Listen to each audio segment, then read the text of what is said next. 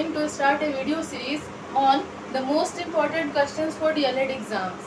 मैं जितने भी क्वेश्चंस यहाँ बताने जा रही हूँ, अगर आप वो सारे क्वेश्चन सही से देख लेते हो और समझ लेते हो तो आपके एग्जाम में 80% क्वेश्चंस इजीली बनेंगे। तो इसका एक भी वीडियो मिस ना करें। हम पर डे 5 क्वेश्चंस डिस्कस करेंगे। आज हम स्टार्ट करने वाले हैं F1 पेपर समाज शिक्षा और पाठ्यचर्या की समझ से। Our first question is समाजीकरण क्या है, समाजीकरण की अवधारणा को स्पष्ट करें। इस क्वेश्चन को हम एक स्टोरी के माध्यम से जानते हैं। स्टोरी कुछ इस तरह से स्टार्ट होती है। एक पेड़ पे एक तोते का घोंसला था। वहाँ पर उस तोते के 2 बच्चे थे, दोनों जुड़वा बच्चे थे। एक दिन क्या हुआ, तूफान आया और दोनों बच्चे बिछड़ गए। एक बच्चा उड़ करके एक डाकुओं की गुफा में चला गया और एक बच्चा उड़ करके साधुओं के आश्रम में चला गया। तो वहीं पे उन दोनों बच्चों की परवरिश होने लगी। दोनों बच्चे सही सलामत थे। तो धीरे धीरे वो दोनों बच्चे बड़े होने लगे। दोनों का वातावरण अलग था। एक था डाकुओं की गुफा में और एक था साधुओं के आश्रम में।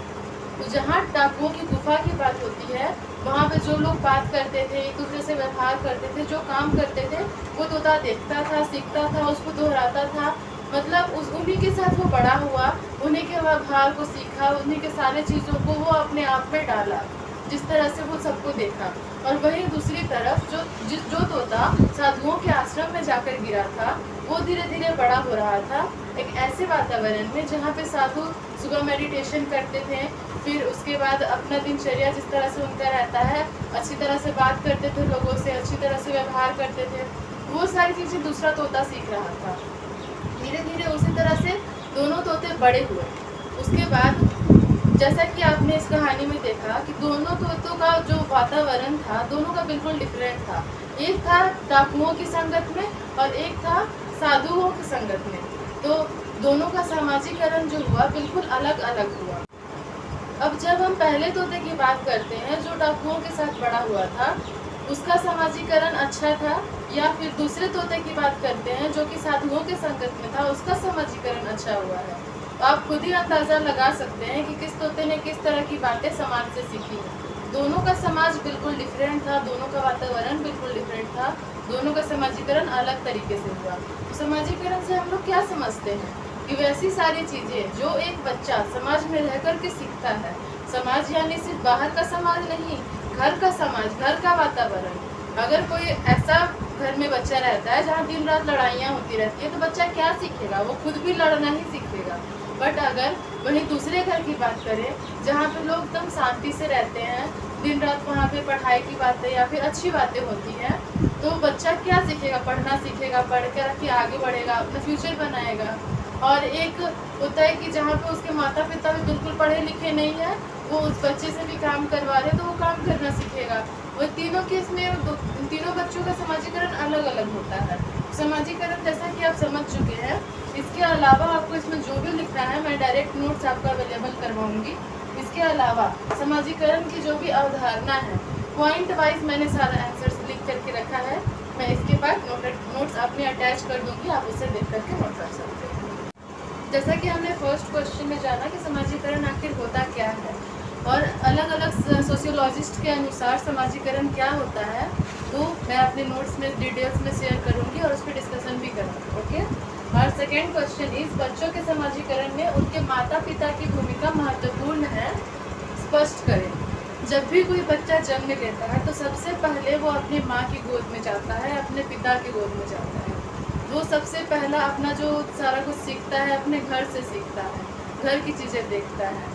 तो उसमें उनके माता पिता की क्या भूमिका है, इसे तो आप जान ही चुके हैं कि उनकी भूमिका सबसे महत्वपूर्ण होती है, क्योंकि उसके जो स्टार्टिंग होती है सीखने की, वह अपने माता पिता से ही होती है।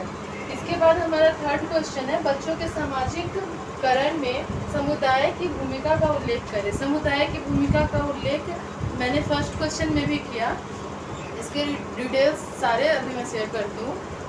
अब हम बात करेंगे फोर्थ क्वेश्चन की। करें फोर्थ क्वेश्चन, विद्यालय में समाजीकरण को प्रभावित करने वाले कारक। विद्यालय में समाजीकरण किस तरह से प्रभावित होता है? बच्चों का फ्रेंड सर्कल, ये सबसे इम्पॉर्टेंट चीज़ है। अगर फ्रेंड सर्कल अच्छा है तो बच्चे का जो समाजीकरण होगा काफ़ी अच्छा होगा। वो किस तरह के स्कूल में जा रहा है, वो भी काफ़ी इम्पोर्टेंट है। ये सारी चीज़ें डिटेल में आप खुद से भी लिख सकते हो। सबसे मोस्ट इम्पॉर्टेंट आज का टॉपिक था कि समाजीकरण होता क्या है और उसको इफ़ेक्ट कहाँ कहाँ से चीज़ें करती हैं। समाज, परिवार, स्कूल, उसका फ्रेंड सर्कल, वो जहाँ जहाँ बच्चा जाता है, जैसे जैसे बड़ा होता है, किन किन लोगों से वो मिलता है, ये सारी चीज़ें मैटर करती हैं। तो आप अगर समाजीकरण का टॉपिक पूरी तरह से कवर कर लेते हैं तो अगर इससे रिलेटेड 5 नंबर का भी क्वेश्चन आता है तो आप इजीली बना पाओगे। फर्स्ट क्वेश्चन का आंसर, समाजीकरण क्या है? समाजीकरण एक विकास की प्रक्रिया है जिसके माध्यम से मनुष्य समाज के विभिन्न व्यवहार, रीति रिवाजों, गतिविधियों इत्यादि को सीखता है। यंग के अनुसार समाजीकरण की परिभाषा, समाजीकरण वह प्रक्रिया है जिसके द्वारा व्यक्ति सामाजिक और सांस्कृतिक क्षेत्र में प्रवेश करता है, समाज के विभिन्न समूहों का सदस्य बनता है और जिनके द्वारा उसे समाज के मूल्यों और मानकों को स्वीकार करने की प्रेरणा मिलती है। समाजीकरण की क्या विशेषताएं हैं आप ये भी देख सकते हो, ये भी इम्पॉर्टेंट टॉपिक्स में से एक है। समाजीकरण की अवधारणाएं, पॉइंट वाइज मैंने सारी अवधारणाएं लिखी हुई हैं। फर्स्ट है, समाजीकरण एक ऐसी प्रक्रिया है जो नवजात शिशु को सामाजिक प्राणी बनाती है। इस प्रक्रिया के अभाव में व्यक्ति सामाजिक प्राणी नहीं बन सकता। इसी से सामाजिक व्यक्तित्व का विकास होता है।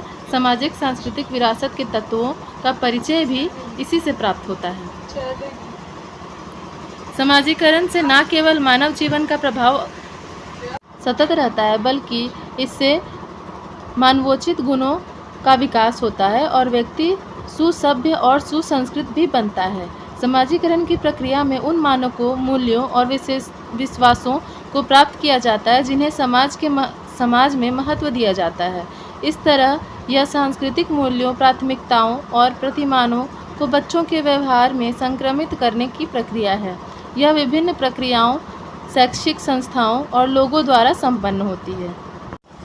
समाजीकरण में विभिन्न संस्थानों की भूमिका, इसमें सबसे पहले हम बात करेंगे परिवार की भूमिका। जैसा कि क्वेश्चन था सेकंड क्वेश्चन कि समाजीकरण में माता पिता की भूमिका महत्वपूर्ण है, उसके बारे में बताना था। तो इससे हम लिख सकते हैं कि घर पहला विद्यालय होता है। सामाजिक, आध्यात्मिक तथा नैतिक शिक्षा घर से ही मिलती है। समायोजन की शिक्षा भी घर से ही प्राप्त की जाती है। स्थायी मूल्य जैसे कि प्रेम, दया, पीड़ा, द्वेष, सहयोग, नम्रता, सहनशीलता, सहायता आदि स्थायी मूल्यों का विकास होता है। अच्छी आदतें एवं चरित्र की शिक्षा होती है। आज्ञा पालन एवं अनुशासन, निर्देशन एवं परामर्श की शिक्षा, जीविकोपार्जन की शिक्षा, ये सारी शिक्षा परिवार यानी माता पिता और भाई बहनों से मिलती है हमें। अब हम बात करेंगे समुदाय की भूमिका पर। तो इसे आप पॉइंट वाइज देख सकते हैं। सामाजिक वातावरण का निर्माण होता है, सांस्कृतिक वातावरण का निर्माण होता है, शिक्षा पर नियंत्रण होता है, विद्यालयों पर नियंत्रण, विद्यालय तथा समुदाय में सहयोग, अनौपचारिक साधनों की व्यवस्था और भी सारी चीज़ें।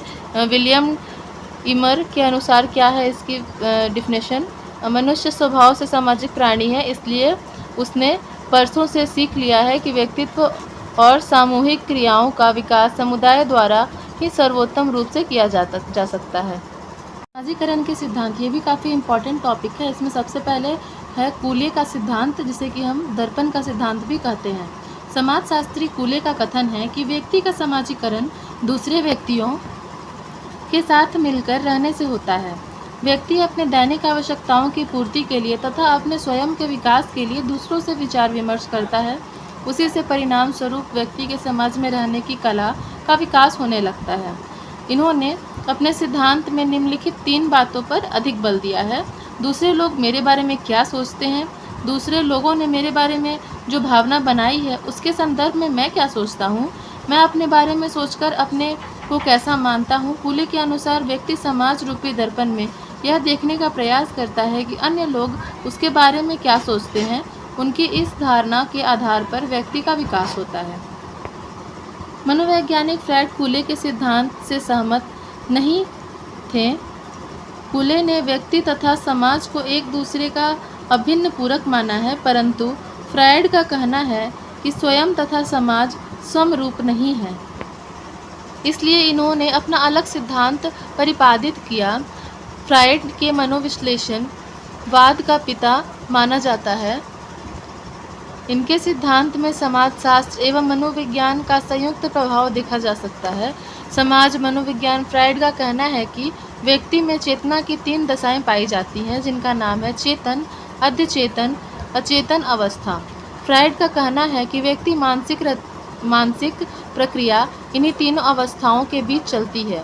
फ्राइड का यह भी कहना है यदि व्यक्ति के जीवन में कोई दुखद अनुभव होता है तो वह बिल्कुल नष्ट नहीं होता है, वह अचेतन में चला जाता है। फ्राइड ने व्यक्तित्व की रचना में ईड, ईगो एवं सुपर ईगो को महत्वपूर्ण माना है। फ्राइड के अनुसार ईड कार्य केवल इच्छा व्यक्त करना होता है, ईगो का कार्य इच्छा विश्लेषण करना एवं सुपर ईगो का कार्य समाज में स्थापित मूल्यों का आचरण करना है। फ्राइड के अनुसार ईड की तुलना घोड़े से की जा सकती है, जबकि ईगो की तुलना घुड़सवार से। इनके अनुसार ईगो का कार्य घुड़सवार जैसा होता है, जो ईड रूपी घोड़े का मार्गदर्शन करता है। समाजीकरण में परिवार की भूमिका, इसमें आप कुछ पॉइंट्स ऐड कर सकते हो। परिवार समाजीकरण की प्रक्रिया में किस प्रकार योगदान देता है? विद्वानों ने इस पर विचार दिया है। सबसे पहला रूसो का प्रारंभ से ही यह विचार था कि समाज बालक को दूषित करता है। इनका विचार है कि सभ्यता से दूर बालक को प्रकृति को गोद में शिक्षा दो। इनका विचार है कि सभ्यता से दूर बालक को प्रकृति की गोद में शिक्षा दो। आप नोट डाउन कर सकते हैं कुछ पॉइंट्स। स्कूल की शिक्षा उन्होंने व्यर्थ की शिक्षा कहा है। प्रत्येक वस्तु प्रकृति की हाथ में सुंदर, स्वच्छ और पवित्र रहती है, किंतु मनुष्य के हाथ में आते ही बुरी हो जाती है। प्रकृति की ओर लौटो। पुस्तक ज्ञान नदी बातें सिखाता है। आज की वीडियो को खत्म करने से पहले मैं 2 टॉपिक से बात करूंगी, हार्ड वर्क और स्मार्ट वर्क। ये आप पे डिपेंड करता है कि आप किस तरह से प्रिपरेशन करते हो। हार्ड वर्क करके दिन भर बुक ले करके या कोई भी गेस्ट पेपर वगैरह कुछ भी ले करके दिन भर उसको पढ़ते रहना, या फिर 5 से 10 मिनट की वीडियोस देख करके अपने सारे टॉपिक्स कवर कर लेना। ये वीडियो सीरीज़ 20 दिन चल सकती है, 10 दिन चल सकती है, बट अगर आप ये पूरी वीडियो सीरीज़ देख लेते हो तो 80% क्वेश्चंस आपके एग्जाम में ज़रूर बन जाएंगे। तो आप पे डिपेंड करता है कि आप हार्ड वर्क करना चाहते हो या smart work, it's your choice. Thank you.